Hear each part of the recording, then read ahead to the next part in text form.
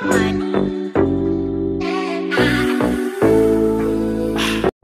kepada kami, semoga tidak bosan dengan saya nih Pak Budiman ya. Ketemunya Pak Indra terus ya kan. Ya, intinya kami selaku bawahan siap diperintah oleh pimpinan. Nah, hari ini beliau mewakilkan kepada kami lagi, mudah-mudahan beliau turun untuk selesai melakukan kesibukan yang tidak bisa ditinggalkan. Kemudian juga permohonan maaf juga tadi Pak Tanto, Pak Ketua Kadin kita, beliau ada acara yang juga tidak dapat tinggalkan. Pak Jimmy juga, iya ada hal juga yang tidak bisa hadir. Kemudian Pak Andri masih dalam perjalanan sepertinya. Suatu saya dapat tadi masih di kantor. Nah, memang seharusnya agenda kita di RKS Tripartit itu bulan September kemarin. Kemudian ada kita ke lapangan segala macam. Tetapi mulai September kemarin, tengah September itu kita tidak ada sama sekali sampai dengan hari ini terkait dengan anggaran yang katanya defisit 100-an lebih miliar ya Pak 147 miliar. Nah, ada juga isunya bakal pemotongan honor pegawai honor, ada juga pengurangan honor, macam-macam isu yang berkembang gitu. 6.000. Iya. Ada juga. Ya, sorry nih Pak Amri, mulai dulu. Biar saya ceritakan dulu ini kronologisnya kenapa memang ini kan. Iya Bang. RKS ini agak mandek tadi kemarin. Kami pun masih menunggu sampai dengan hari ini. Karena memang tadi saya bilang defisitnya memang luar biasa ya Pak Amri ya. Gagal bayar nggak? Gagal bayar. Nah, gagal bayar juga. Boleh lah. Boleh lah. Ada rencana ngambil lagi. Gagal bayar juga. Kemudian juga ya itu. Nah, untuk LKS kami masih berupaya nih terkait dengan anggaran. Kemarin juga kami sudah coba bersurat ke Dinas Badan Pendapatan Keuangan Daerah BPKAD terkait bagaimana nasibnya. Karena nggak mungkin kita biarkan begitu saja. Paling tidak ada teranggarkan lah terkait dengan honorarium itu terutama. Memang yang paling besar memang ada di situ. Memang kegiatan kita di situ. Output kita memang 4 kegiatan, 4 kali sidang sesuai dengan perpresnya. Nah, itulah kondisinya yang mungkin kita harus bahas hari ini. Intinya kami dari dinas sudah bersurat ke BPKAD, mudah-mudahan terutama untuk honorarium yang triwulan ketiga itu dapat dicairkan. Kami masih menunggu apakah bisa. Kemudian juga kegiatan perjalanan dinas yang lain itu untuk kita ke lapangan itu masih dikunci sampai hari ini. Kita nggak bisa. Iya, semuanya dikunci. Masih membingungkan bagaimana nasib kelanjutan kegiatan di Pemda ini dalam 2-3 bulan ke depan ini seperti apa? Apakah akan dikurangi seperti apa? Apakah kalau memang tidak bisa terbayarkan juga honorarium kita akan diadendum lagi nanti terkait dengan besaran honorariumnya? Itu saja kondisinya. Kita berkata Pak Budiman, memang di luar kendali kita terkait dengan anggaran ini. Tahun depan pun sepertinya masih sama, apalagi ada pemilu yang menyedot 40% dari APBD kita juga terkait dengan pembayaran proyek yang gagal bayar juga sepertinya juga untuk tahun depan. Nah, seperti apa? Tapi tetap kita perjuangkan di dinas terkait dengan operasional untuk LKS Tripartit ini. Itu saja mungkin terkait dengan kondisi ketenagakerjaan sampai saat ini yang masih menggantung. Mungkin terkait dengan verifikasi Pak, kami sudah nunggu hampir 3 bulan ya Pak ya. 3 bulan akhirnya kegiatannya dikunci malah. Anggaran untuk kami turun ke lapangan itu terkait ini. Tapi apa boleh buat, kalau memang misalnya masih diperlukan kami tetap akan turun.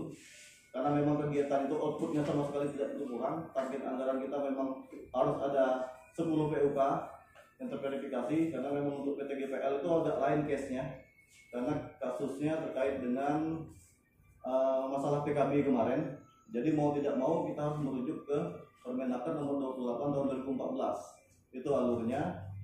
Kemudian untuk verifikasi yang lain itu bisa menggunakan Permenaker tahun 2005. Tapi tidak untuk kemudian juga kalau memang tidak terselesaikan, kita gunakan Permenaker 2005. Nanti untuk GPL itu gimana perkembangannya boleh diinformasikan untuk Pak Budiman terkait dengan hal itu. Itu saja mungkin pembukaan dari kami. Lebih kurang mohon maaf. Apabila ada yang ingin disampaikan, silakan mohon masukan dan sarannya. Nanti biar saya sampaikan ke Pak Kepala Dinas terkait apa perkembangan kondisi kita terbaru terkait dengan masalah pekerjaan. Demikian kami akhiri, wabillahi taufiq. Assalamualaikum warahmatullahi wabarakatuh. Silakan dari Pak Herman dulu. Ada juga mengingat seperti tadi Pak, kendala di semua sektor kan ya, kemudian di ini gue sisi dulu lah.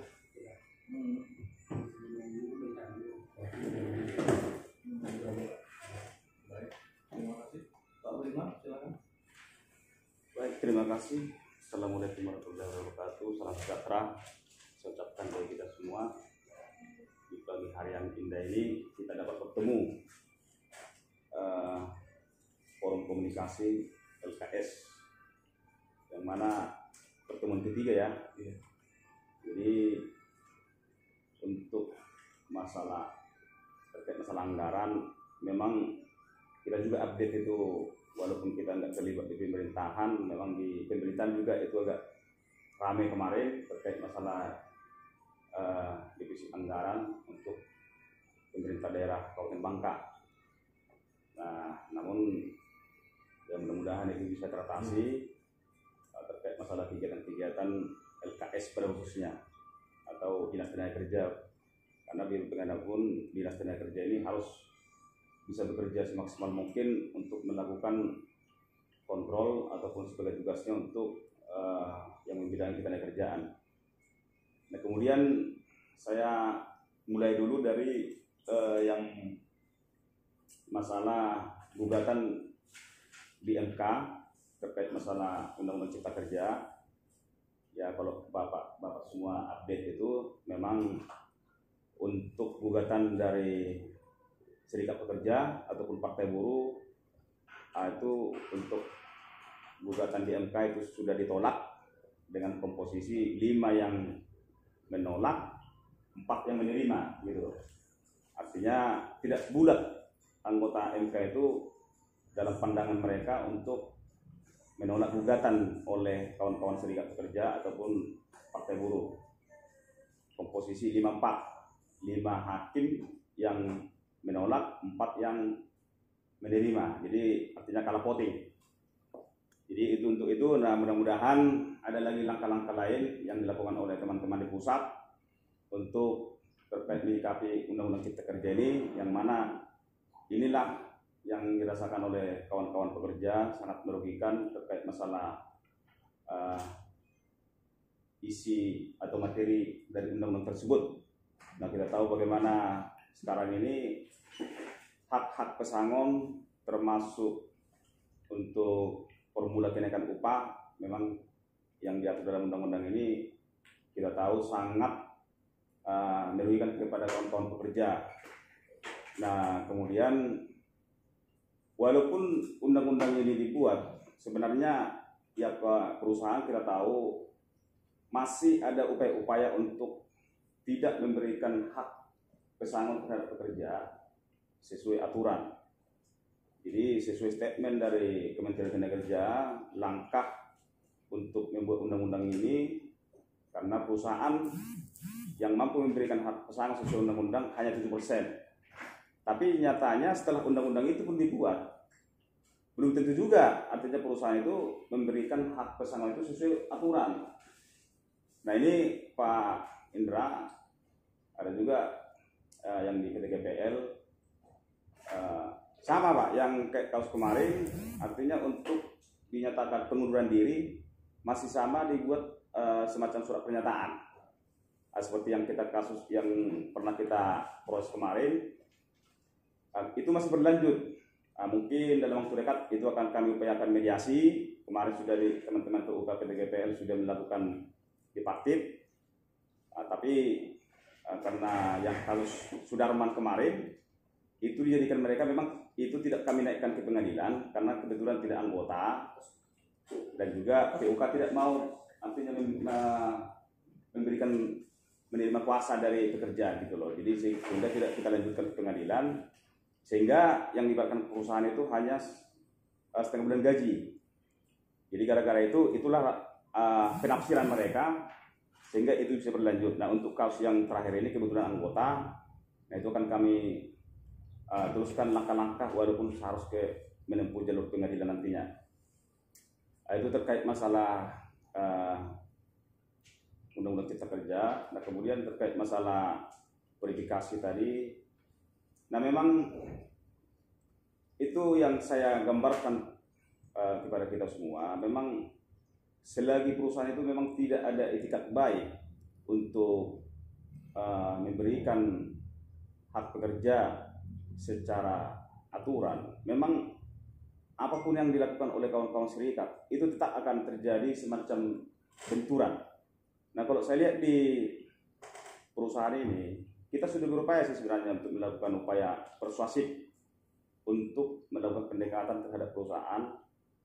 Tapi sejauh ini saya lihat memang susah Pak untuk perusahaan ini untuk menerima katakanlah serikat pekerja. Kita sudah upayakan itu, bagaimana upaya-upaya yang elegan, persuasif.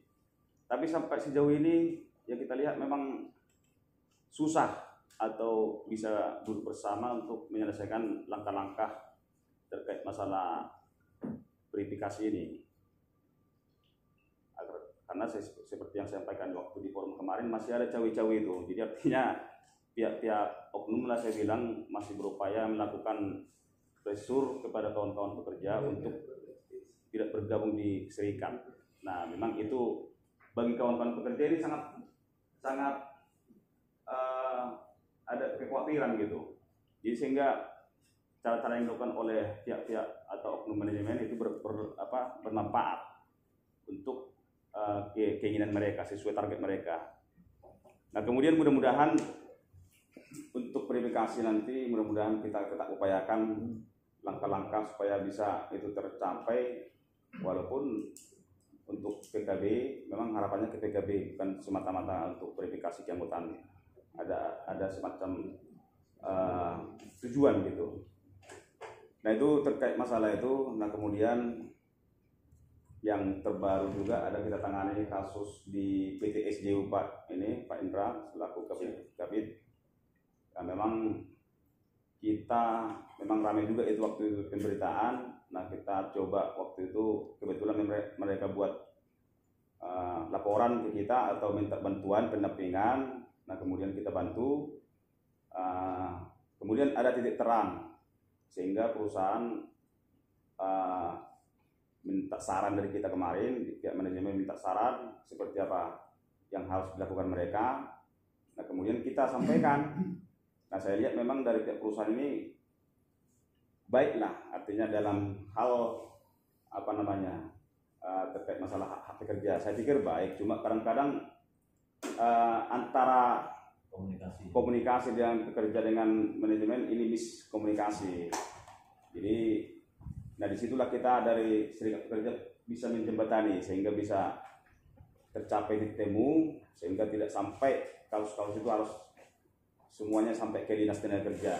Nah ada langkah-langkah yang kita lakukan supaya meminimalkan lah. Kadang-kadang kalau semua masuk ke disnaker nanti kan repot juga kawan-kawan disnaker. Nah, jadi itu untuk terkait masalah itu. Kemudian apalagi ya, untuk itu berapa kali pertemuan lagi kita ini Mas?